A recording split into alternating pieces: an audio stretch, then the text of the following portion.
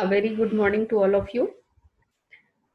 Yesterday we were discussing the first part of electrostatics and we left at electric lines of force. Electric lines of force were imaginary lines which were able to show the presence of electric field. Today we are starting with electric flux. Electric flux is the total number of electric lines of force crossing a surface. यानी कि एक surface के आसपास अगर कोई charge रखा है तो उस चार्ज से जो इलेक्ट्रिक लाइन ऑफ फोर्स निकल रही हैं, इलेक्ट्रिक लाइंस ऑफ फील्ड निकल रही हैं या इलेक्ट्रिक लाइंस ऑफ फोर्स निकल रही हैं, वो उस सरफेस को क्रॉस करेंगी. कितनी इलेक्ट्रिक लाइंस ऑफ फोर्स उस सरफेस को क्रॉस कर रही हैं, इनको हम इलेक्ट्रिक फ्लक्स कहते हैं, जो कि उस सरफेस से एसोसिएटेड है. So the electric flux associated to a surface may be defined as the total number of electric lines of force crossing that surface. The electric flux is denoted by phi and its SI unit is Newton meter square per coulomb. Mathematically, phi is equal to integral E dot ds, where E is the electric field intensity and ds is the surface vector. E भी आपका जो है वो vector quantity है और ds भी vector है. सो E dot ds, it is a dot product of two vectors, that is electric field intensity and surface vector. Gauss law is totally based on this electric flux. Gauss law क्या कहती है कि अभी आपको जो मैंने electric flux बताया वो बताया मैंने किसी भी सरफेस पे से क्रॉस होने वाला. Gauss law is specifically defined for closed surfaces and imaginary closed surfaces are called Gaussian surfaces. So Gauss law states that in a closed surface, the electric flux associated to it is equal to net charge enclosed in that surface divided by permittivity of free space, that is epsilon naught. यानी कि Q अगर कोई charge है जो कि एक surface के अंदर बंद है, तो उस सरफेस से, उस बंद सरफेस से एसोसिएटेड जो इलेक्ट्रिक फ्लक्स होगा वो Q अपॉन एप्सिलॉन नॉट के बराबर होगा. एक और तरीका है इस लॉ को कहने का, that is the total electric flux associated to a closed surface is equal to 1 upon epsilon naught times the charge enclosed in that surface. Now let us prove this law. इस law को prove करने के लिए हमने क्या किया है कि हमने एक चार्ज लिया है. ये देखिए, वो हमने ये मान लिया है कि सेंटर पे रखा हुआ है. ये सेंटर O है किसी स्फीयर का जिसका कि रेडियस R है, और इस रेडियस R वाले स्फीयर के सेंटर पे ये चार्ज प्लस Q रखा है, which is a point charge. इसके चारों तरफ ये जो स्फीयर है, इस स्फीयर के बाहरी सरफेस पे हमने एक ये सरफेस कंसिडर कर ली, दैट इज ds. अब देखिए, जो इस सरफेस पॉइंट P पे हमने ये सरफेस कंसिडर करी है, तो ये जो इस पॉइंट P पे इलेक्ट्रिक फील्ड इंटेंसिटी का डायरेक्शन होगा वो परपेंडिकुलर होता है. सो इलेक्ट्रिक फील्ड इंटेंसिटी इस डायरेक्शन में है, और जो सरफेस वेक्टर होता है वो भी किसी भी सरफेस पे उस जगह पे परपेंडिकुलर होता है. इसलिए जो ds का डायरेक्शन होगा, इन जो वेक्टर ds है, that is also in this direction. यानी कि जो ds और E के बीच का एंगल है दैट इज 0. अब देखिए, हमने ये मान लिया कि एक चार्ज प्लस Q है जो R रेडियस वाले स्फीयर के सेंटर पे रखा हुआ है. उस रेडियस के उस स्फीयर के सरफेस पे एक पॉइंट P है जहां पर हमने एक छोटा सा सरफेस कंसिडर कर लिया ds. इस छोटे से सरफेस पे जो पॉइंट P है, उस पॉइंट P के ऊपर इलेक्ट्रिक फील्ड इंटेंसिटी परपेंडिकुलर है और जो ds है वो भी परपेंडिकुलर है. अब देखिए, डेफिनेशन जो इलेक्ट्रिक फ्लक्स की है उसके accordingly phi is equal to integral E dot ds, या हम ये कह सकते हैं E डॉट ds को एक्सपेंड कर लीजिए, that will be E ds cos theta. अब देखिए, E ds cos थीटा में जो थीटा है that is the angle between E and ds, और E और ds चूंकि एक ही डायरेक्शन में है तो this theta will be 0. So we can write that phi is equal to integral E ds cos 0, और cos 0 की वैल्यू होती है 1, so it will be integral E ds. E is not dependent on surface, so we have taken E outside and we write phi is equal to E integral ds. अब integral ds का मतलब हुआ पूरी surface. अब sphere का जो पूरा surface area होता है वो 4 पाई r स्क्वायर होता है, इसलिए phi is equal to E into 4 pi r square. लेकिन E की वैल्यू हमने कल देखा था कि that was 1/4 pi epsilon not Q upon R square. इसको हमने सब्सटीट्यूट कर दिया तो हमारा 4 पाई R स्क्वायर नीचे और ऊपर से कैंसिल आउट हो गया and finally we get an expression phi is equal to Q upon epsilon naught. और यही हमारी लॉ है, यानी कि Gauss law. So this is the proof of Gauss law. Now come on to capacitor. This is the last topic in your chapter. Capacitor एक ऐसा device होता है जो कि चार्ज स्टोर कर सकता है। अब चार्ज स्टोर करने वाले डिवाइस का हम क्या यूज कर सकते हैं? आपने पंखों में कैपेसिटर्स लगे देखे होंगे, डिफरेंट टाइप की जो आपकी मोटर्स होती हैं उनमें भी लगे होते हैं। आपने एसी में लगा देखा होगा, आपने कूलर में लगा देखा होगा, कई सारी जगहों पे आपने देखा होगा। इस कैपेसिटर का क्या काम होता है? इनफैक्ट जो आपका करंट सप्लाई, वॉल सप्लाई आता है वो 10 एम्पियर का आता है, या अगर आप पावर प्लग यूज कर रहे हैं तो इट इज 15 एम्पियर। अब जो आपके जो एपरेटस होते हैं या मोटर्स होती हैं उनका starting current 35 ampere, 35 ampere, 30 ampere, 25 ampere ऐसे होता है। अब अगर उनका जो स्टार्टिंग करंट, यानी उनको स्टार्ट होने के लिए तो ज्यादा करंट चाहिए, जब वो एक बार स्टार्ट हो जाएंगे फिर वो हो सकता है 10 एम्पियर पे ही चलते रहे या 15 एम्पियर पे चलते रहे, बट उनको स्टार्ट करने के लिए ज्यादा करंट चाहिए। अब ये ज्यादा करंट हम कहाँ से ले आएंगे? इसके लिए हम यूज करते हैं कैपेसिटर्स का। कैपेसिटर्स पहले चार्ज हो जाते हैं और फिर जब वो डिस्चार्ज होते हैं तो वो भी एक करंट बन जाती है, जो आपकी जो वॉल करंट आ रही है उसके साथ साथ ऐड हो जाती है, और वो आपको हेल्प करती है किसी भी एपरेटस को स्टार्ट करने में।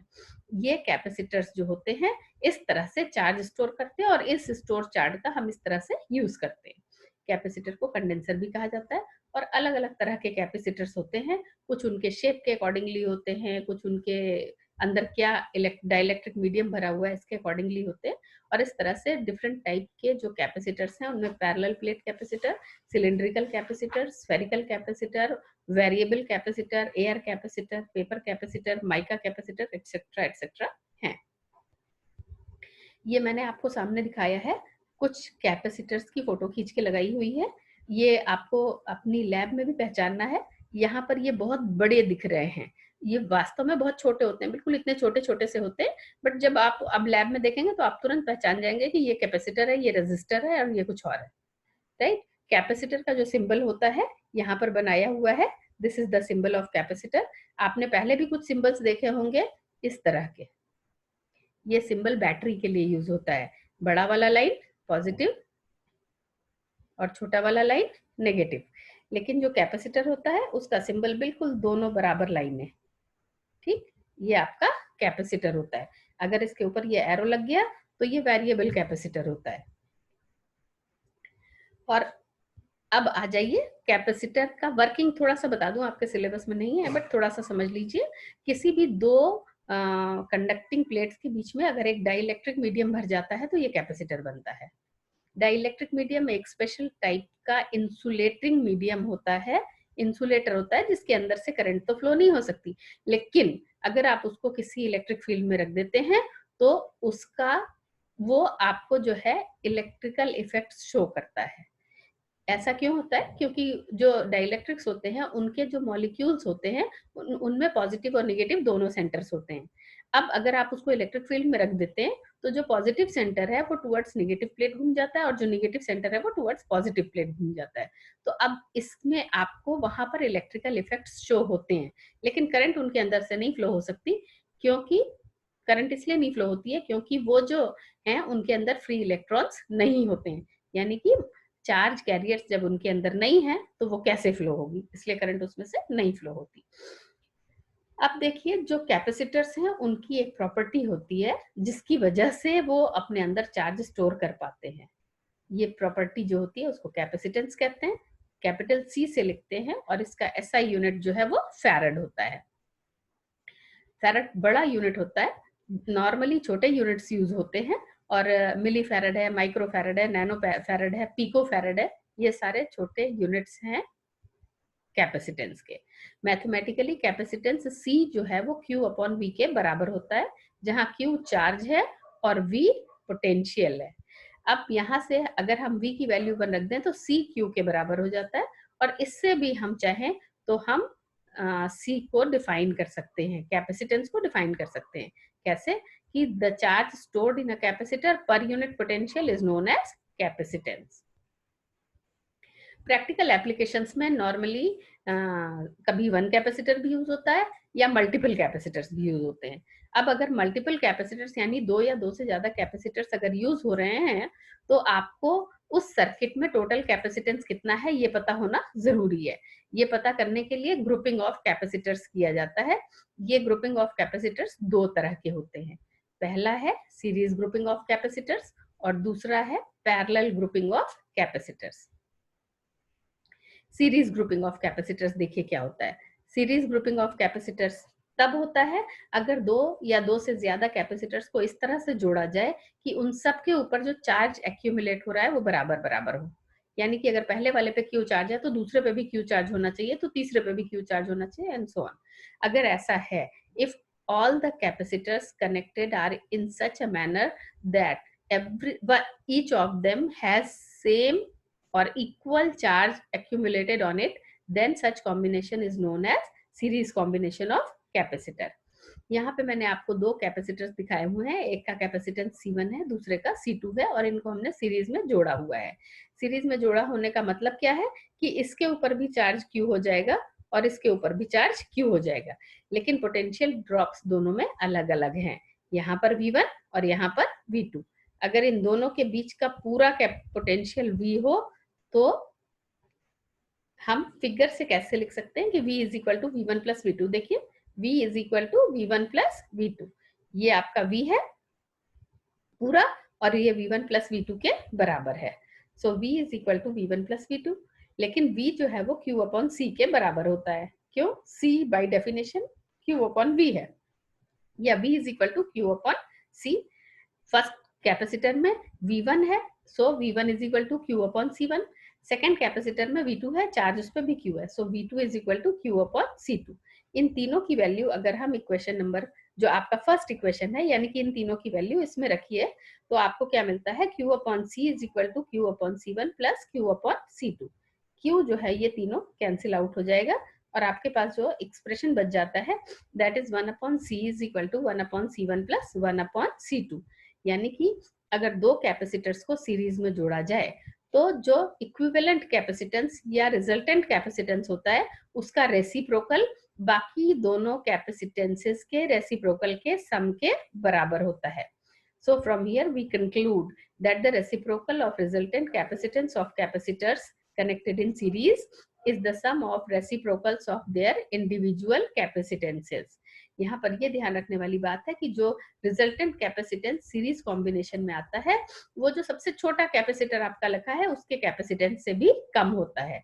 यानी कि अगर आप सीरीज में कैपेसिटर्स को जोड़ते हैं तो रिजल्टेंट कैपेसिटेंस जो है वो कम हो जाता है।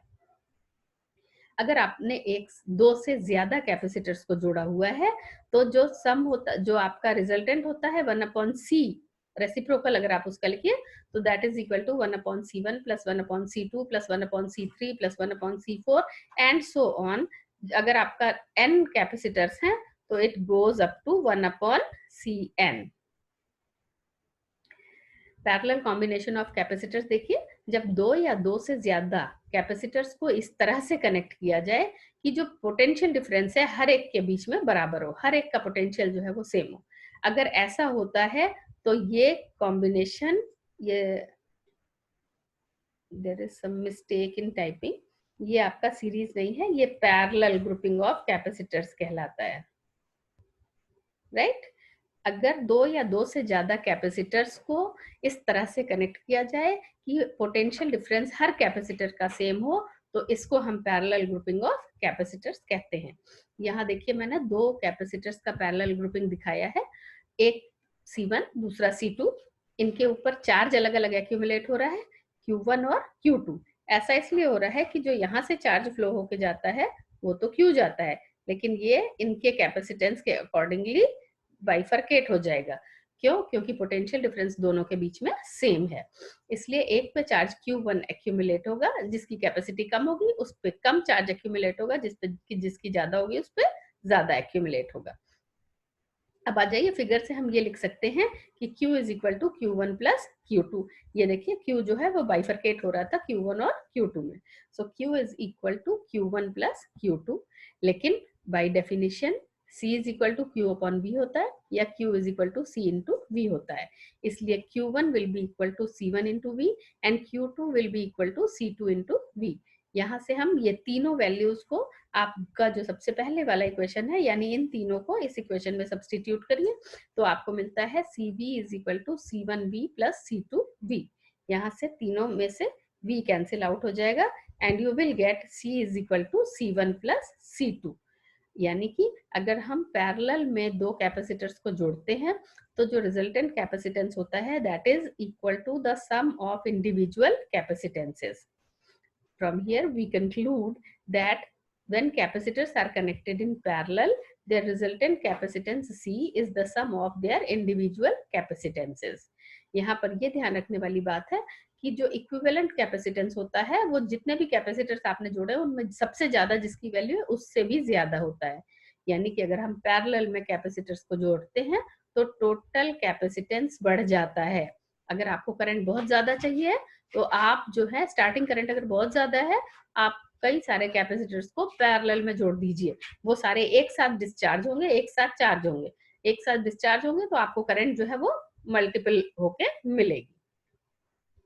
अगर आपने दो से ज्यादा कैपेसिटर्स को जोड़ा है तो जो टोटल कैपेसिटेंस है that will be given by C is equal to C1 plus C2 plus C3 plus C4 up to Cn। ये कुछ न्यूमेरिकल प्रॉब्लम्स मैंने इसके ऊपर यहाँ पर आपको एनलिस्ट करी हैं। पहला क्वेश्चन क्या कहता है कि दो कैपेसिटर्स हैं जिनका कैपेसिटेंस 6 माइक्रोफैरड और 3 माइक्रोफैरड है और इनको सीरीज में कनेक्ट किया गया है। आपको इक्विवेलेंट कैपेसिटेंस सर्किट का निकालना है।